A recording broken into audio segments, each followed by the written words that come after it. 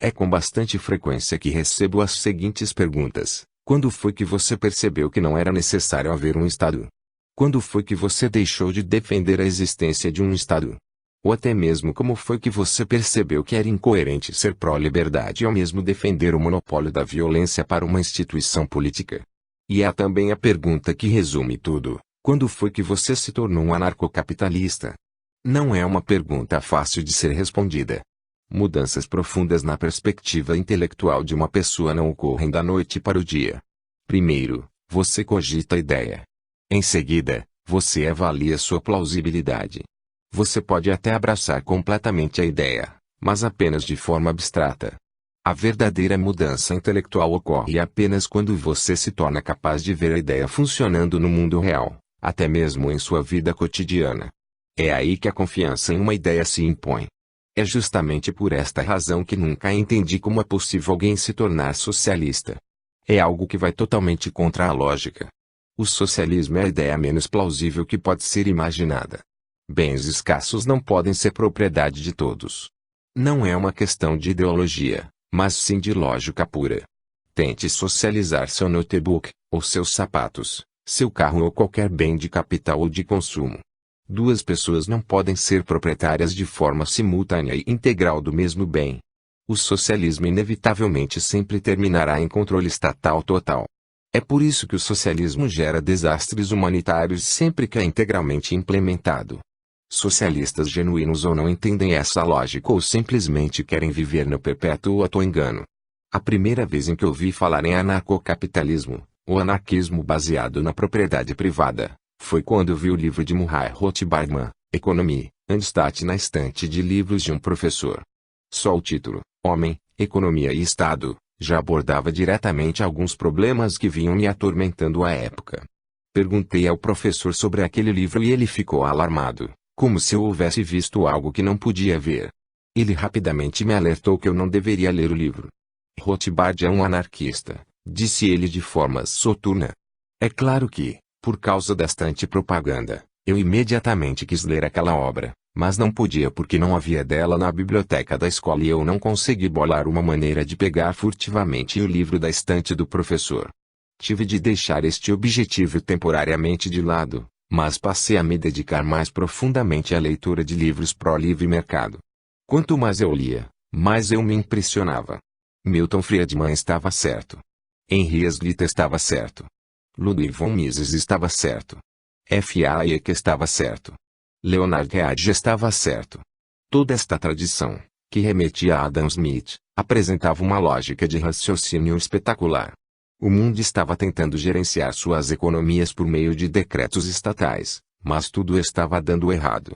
Com essas leituras, aprendi que somente a liberdade e a propriedade privada são genuinamente produtivas, criativas e evolutivas, e somente elas realmente dão poder para as pessoas comuns da sociedade. E, ainda assim, cada um desses pensadores, por algum motivo que me escapava, não levava essas ideias ao seu extremo lógico. Eles não chegavam ao ponto de dizer que nós realmente não precisamos de um Estado. Todos eles pareciam concordar que o Estado era necessário para manter a paz, que o Estado é realmente tudo que se interpõe entre nós e o caos total. Sem o Estado, não seríamos capazes nem mesmo de dar aquele primeiro passo rumo à ordem social. Não haveria como usufruir aquela segurança que tomávamos como natural. Bens e serviços essenciais não poderiam ser ofertados. Não haveria tribunais, serviços de segurança e defesa, e talvez nem mesmo estradas. O Estado fornece coisas que o mercado não pode fornecer, ou pelo menos era o que dizia tal raciocínio. Com o passar do tempo, e com minhas leituras, estas ilusões foram sendo destroçadas uma por uma. Descobri que estradas, correios, comunicações e até mesmo aqueles lendários bens públicos como faróis de navegação marítima foram, de uma perspectiva puramente histórica, todos ofertados pelo livre mercado. Só depois é que o governo monopolizou estes serviços. Tribunais? Na década de 1980, as cortes estatais já estavam tão cheias e eram tão ineficientes, que empresas e indivíduos não queriam utilizá-las. A arbitragem privada era uma opção muito melhor. Mesmo nos empreendimentos cotidianos, contratos eram formulados de modo que contendas fossem resolvidas em tribunais privados. Para mim, Tudo aquilo significava que mesmo estes serviços não eram algo exclusivo do governo, eles poderiam ser ofertados exclusivamente pelo livre mercado. O mesmo se aplicava à segurança. Não é o Estado que nos dá segurança diariamente, mas sim nossas próprias precauções e medidas preventivas, como fechaduras, armas e a contratação de serviços de segurança privados. E vale ressaltar que toda essa transformação estava ocorrendo em minha mente durante os anos finais da Guerra Fria. Um holocausto nuclear era uma ameaça real e diária. Inimigos estrangeiros nos rodeavam. Os comunistas queriam destruir nosso modo de vida. Falar sobre isso atualmente parece uma grande tolice, principalmente quando se descobriu, após 1989, o quão inacreditavelmente pobres e patéticos eram todos os países do bloco soviético. Porém, naquela época, tudo era amedrontador.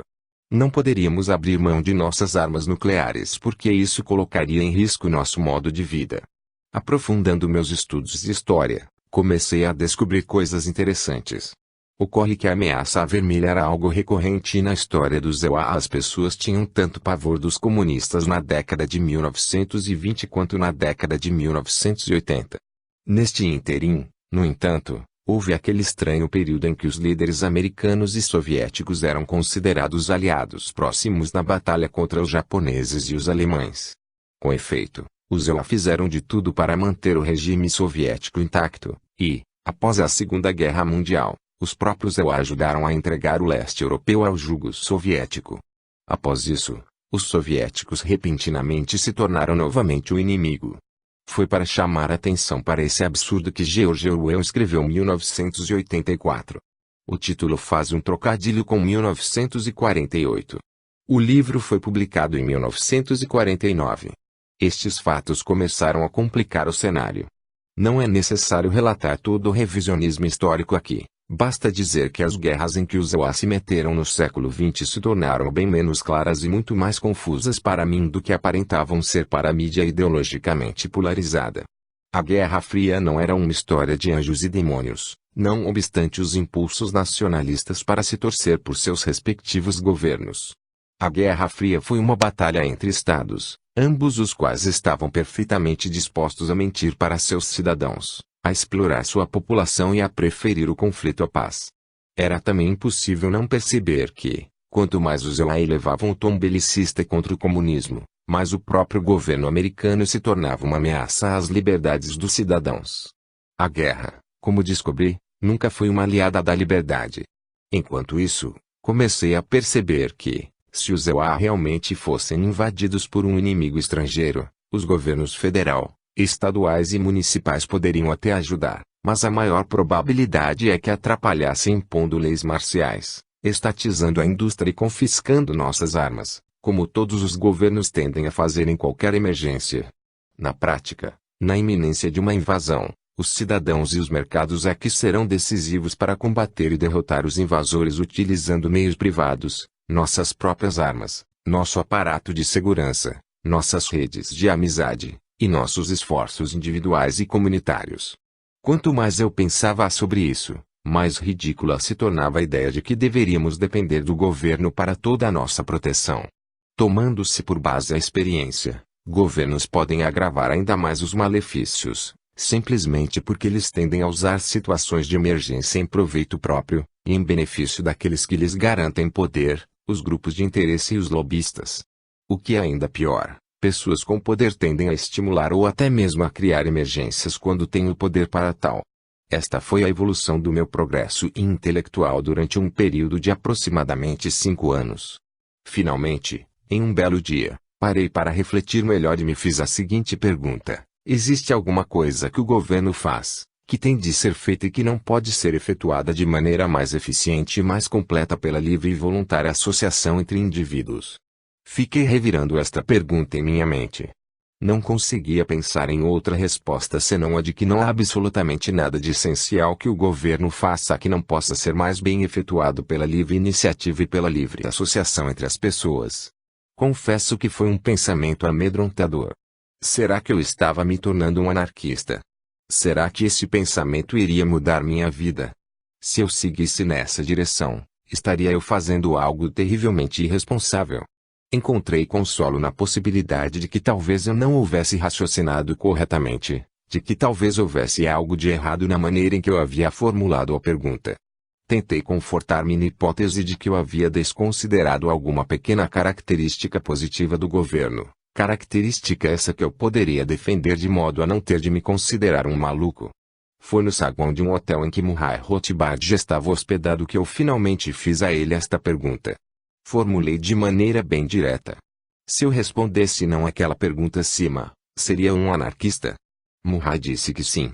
Assustado, tentei esclarecer melhor. Se eu cheguei à conclusão de que o Estado não contribui com absolutamente nada de valor para a ordem social, e de que ele não pode trazer nenhum aprimoramento para aquilo que criamos com nosso próprio esforço, seria um anarquista. Ele novamente disse que sim. E eu respondi, bom, então acho que sou um. E ele então soltou uma gargalhada efusiva, apertou vigorosamente minha mão, e me congratulou de forma exuberante, tudo naquele seu bem conhecido estilo jubiloso. Uau! O feito havia sido consumado, pensei. E, ainda assim, eu estava enganado.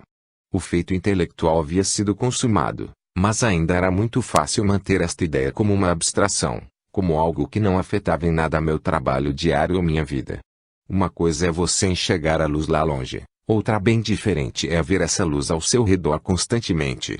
Este passo me tomou vários outros anos de meditação acerca de questões específicas como direitos humanos, serviços de mercado, a maneira como a liberdade funciona, a maneira como o Estado se portou ao longo da história, e a maneira como ele funciona hoje. Os últimos estágios desse processo de pensamento levaram vários anos para serem processados. O que eu fui descobrindo de maneira gradual em minha rotina diária é que o anarquismo está inteiramente ao nosso redor. O Estado não nos acorda de manhã, não arruma nossa cama, não tece nossos lençóis, não constrói nossas casas, não faz nossos carros funcionarem, não prepara nossa comida, não nos faz trabalhar com mais afinco e dedicação, não produz os livros que lemos, não gerencia nossas igrejas, não nos dá roupas, não escolhe nossas amizades e nossos amores, não toca a música de que gostamos, não produz os filmes a que assistimos, não cuida de nossos filhos, não cuida de nossos pais, não escolhe onde passamos férias, não dita o assunto de nossas conversas, não torna nossos feriados mais bonitos e alegres, não cria nada de positivo para nós. Tudo isso são coisas que fazemos por conta própria. Nós moldamos o nosso próprio mundo. Por meio da prática da vontade humana, todos nós trabalhamos para fazer com que o mundo à nossa volta seja ordeiro. Isso é o que toda a população mundial faz. Todos nós trabalhamos motivados pelo nosso interesse próprio com o intuito de encontrar maneiras de ter uma vida melhor. Mas ainda, todos nós nos esforçamos para trabalhar com terceiros em um arranjo que seja mutuamente benéfico, de modo que o aprimoramento de nossa vida não ocorra ao custo dos direitos e das liberdades de terceiros. A liberdade está onde são geradas as coisas bonitas de nossas vidas. E isso é válido em todos os cantos do mundo.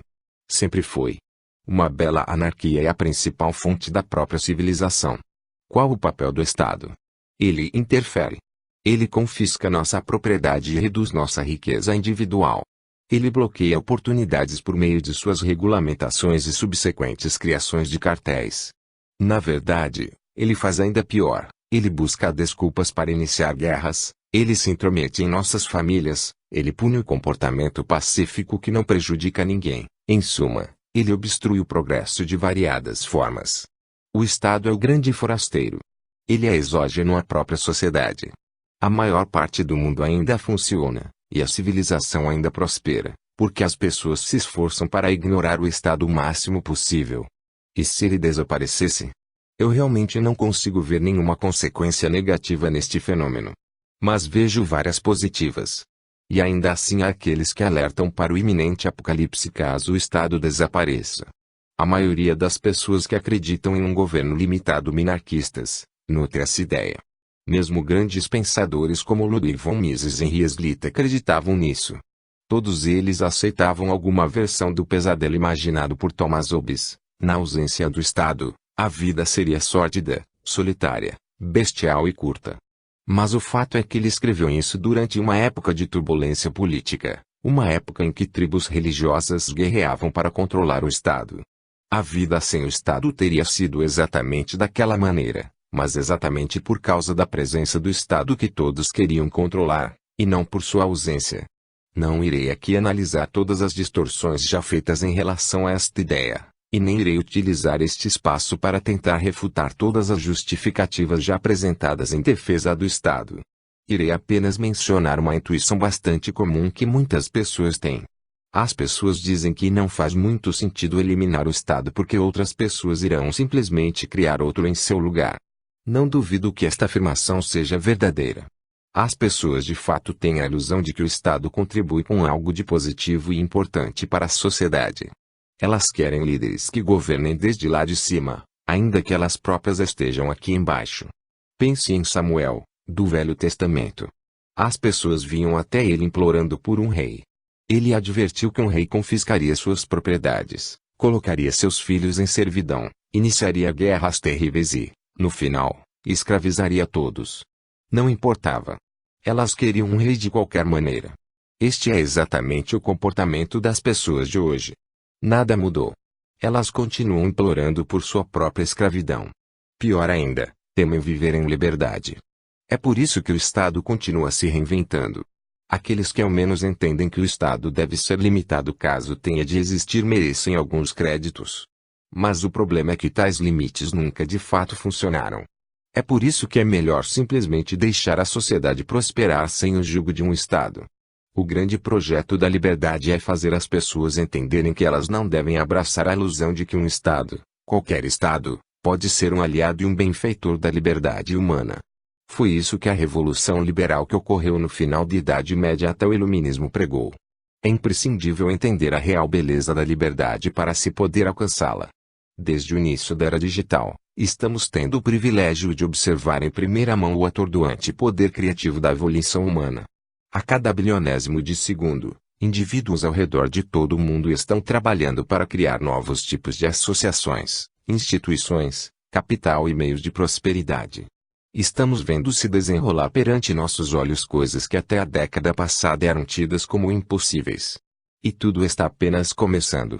Estamos ainda nos primórdios de coisas como impressora 3D, moedas alternativas, e civilizações com bases digitais capazes de nos ofertar mais filmes, mais livros, mais arte e mais sabedoria do que qualquer ser humano de épocas passadas seria capaz de obter durante várias vidas.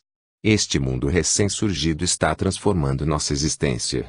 Tome nota, nenhum Estado foi responsável por isso, nenhum Estado criou isso, nenhum Estado aprovou isso e nenhum Estado está administrando tudo isso. Por fim, deixe-me admitir aqui que meu anarquismo é provavelmente de ordem mais prática do que ideológica, o que é exatamente o oposto da postura dos mais bem conhecidos pensadores anarquistas da história. Vejo a regularidade e a harmonia da ação e da evolução humana ao meu redor o tempo todo. Acho tudo isso totalmente inspirador. É algo que liberta a minha mente e me permite entender o que é realmente importante na vida. Essa capacidade de observação me permite ver a realidade como ela é. Não é uma ideologia inalcançável que me deixa ansioso por um mundo sem Estado, mas sim o fato de eu saber do que é capaz o ser humano quando tem liberdade para melhorar este mundo por meio de seus próprios esforços. Somente seres humanos podem superar a irremediável realidade da escassez que o mundo impôs sobre nós. Até onde sei, o Estado é, na melhor das hipóteses, o grande distúrbio